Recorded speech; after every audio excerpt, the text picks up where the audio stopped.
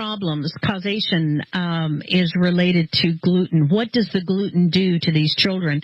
Why specifically them, or does it affect all people?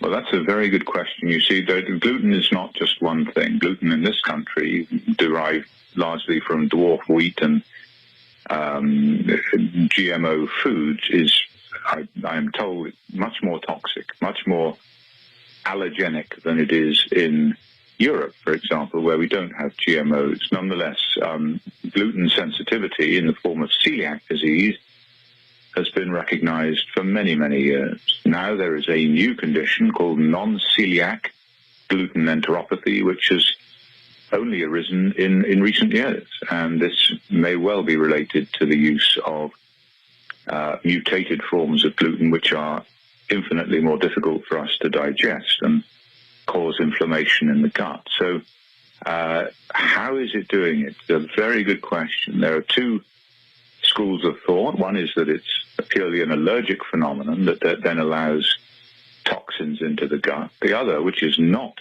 in any way exclusive of the first option, is that gluten is related structurally to morphine. And that and so is casein. There is morphine-like structures, and that when these peptides, these morphine-like peptides, are absorbed into the bloodstream, then they have an impact upon behavior and brain development, and so are toxic in that way. Clearly, both of these mechanisms may be operating in tandem, but what is striking is the improvement in children when you remove these things from the diet. In many, many children, there are some who are more resistant to improvement, but for the most part, this is the mainstay of therapy. And of course, it's non-toxic. You're taking something out rather than putting something in, and it's in the control, under the control of the parents, so they can regulate that. And so that's a very effective approach.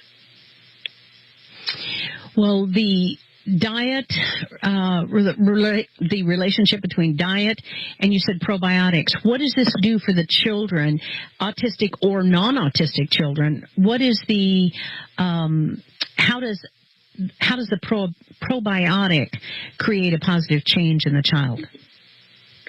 Well, one of the most consistent findings in children with autism now is a disturbance in the gut bacteria. The microflora of the gut, they are altered. And they, if by replacing, well, we also know that your gut bacteria are essential not only to your immune health and the generation of certain vitamins, but it is absolutely essential and playing a major role in not only our brain development, but our behavior as well. So gut bacteria are extremely important, and I was at a lecture recently where a scientist said we are 9/10 bacteria, 1/10 human, and that's how much emphasis he placed upon the value of a healthy gut bacteria. So if they are disturbed, then replacing the abnormal gut bacteria with through probiotic use to restore the normal gut bacteria, that is a beneficial. It can only be a beneficial thing. And that's right. So that, I think, is a very useful approach. Well, let's go to the science of vaccination. Now, we were told that diseases started going down as a result of vaccination, which now we've found out that's not accurate. But what is the science? What do we know about the relationship between vaccines and autism?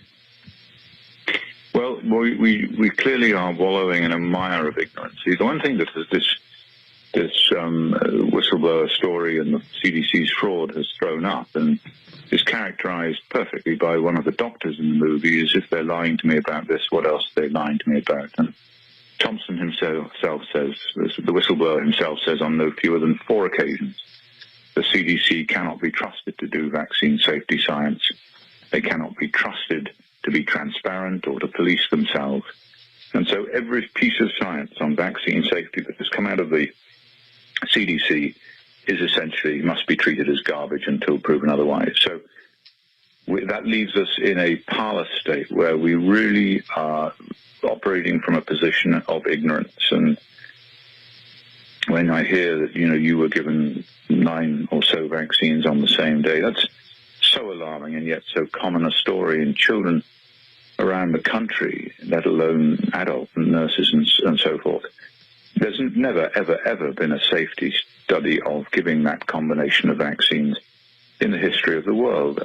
The idea that it can just be done because it's convenient or you're being lined up to deploy and it's quicker to do it this way is unacceptable. And the damage done, I mean, my heart goes out to vets who, when in the military, had no choice whatsoever. This is an order, line up, get your vaccines. And of course, the proof of the pudding for you is it's not Gulf War syndrome.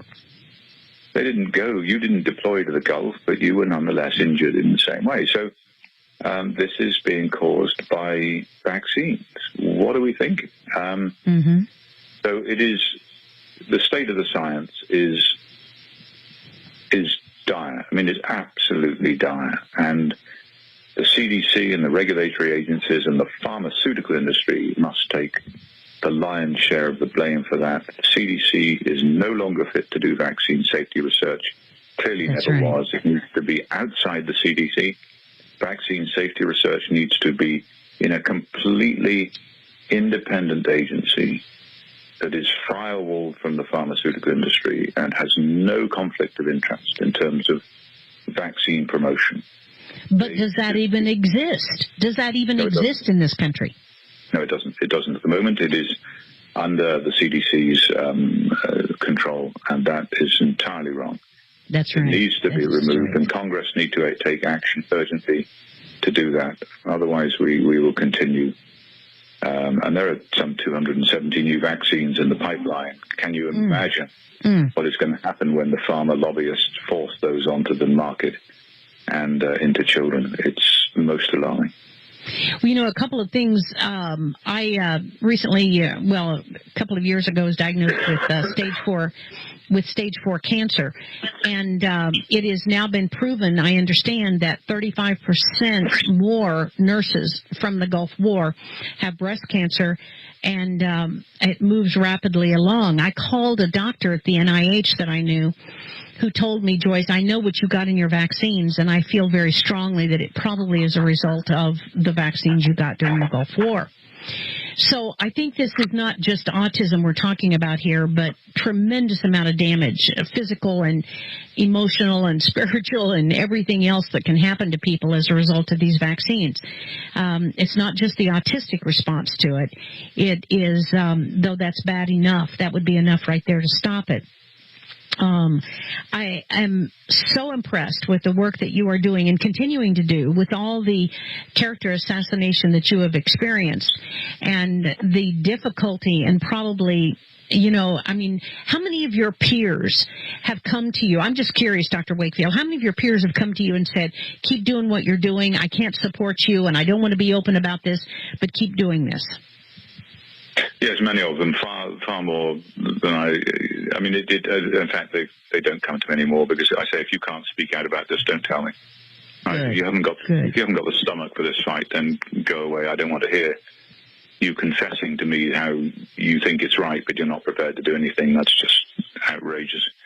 You're not fit to be called a doctor. So but increasingly more and more doctors are coming out and saying there's a problem, and but because they're experiencing it in their own families and their own patients, their own communities, and they realize that this has got to stop. So there is a tidal wave that is growing. It is not going to go away. We are going to win this. We are going to prevail. What winning looks like, what justice looks like for damaged children is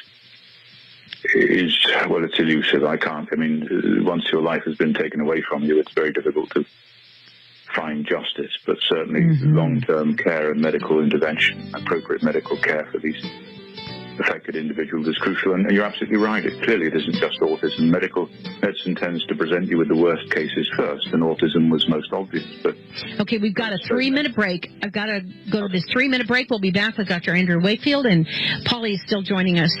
We'll be back. Stay tuned to the Power Hour. This is Joyce Ryle. At the top of the hour, then we'll have Polly for about 15 minutes into the next hour that you can ask questions of her if you would like to. We're talking with Dr. Wakefield. He is a co-director, along with Polly, on the movie VAXXED. Go to the website, check it out. Go to the guest website. It'll tell you all the ways to where you can see the movie, etc., the website. And it is just so good. I cannot tell you. I mean, it is like first class. It is the best information. If anybody vaccinates after they see this movie, I cannot understand what is going on in their mind. I've got to tell you that. One of the key figures in this movie is Dr. William Thompson. Why don't you explain more about who William Thompson is and what his status is now, if you would, please, Dr. Wakefield.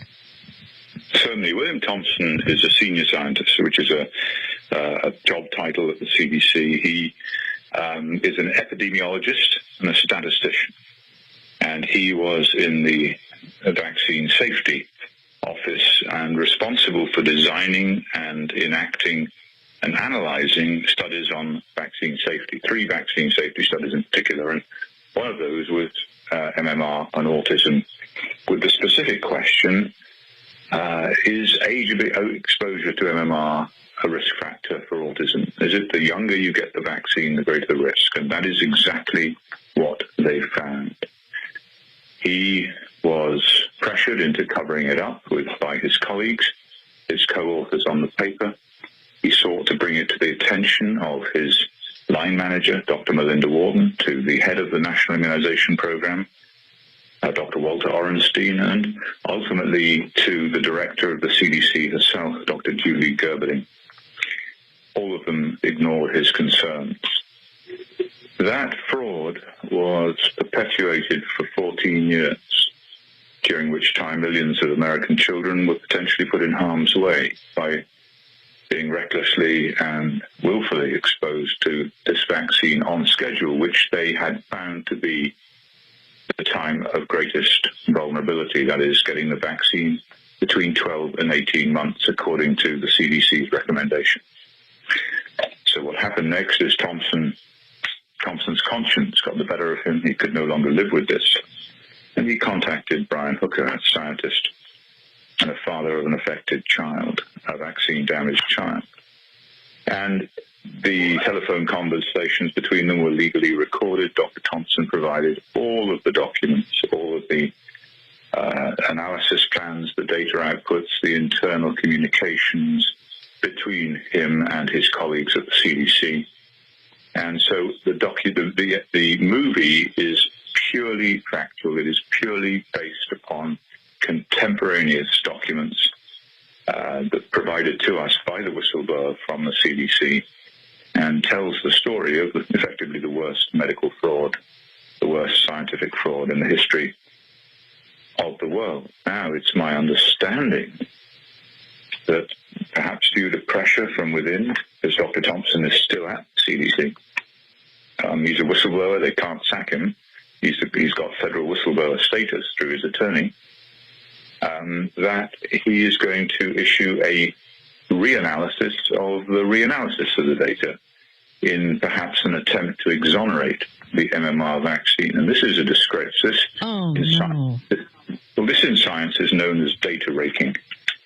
It is using data after the fact to try and either get rid of an effect that you don't want or find an effect that you do want, and that is exactly what's happening here. So we don't know the details of this yet, but what it serves to confirm are 2 things. One, that the fraud was real, and number 2, that the CDC is willing to perpetuate that fraud even further in an effort to exonerate the vaccine. So they are completely and utterly untrustworthy. Absolutely. And we are out of time, Dr. Wakefield, unfortunately.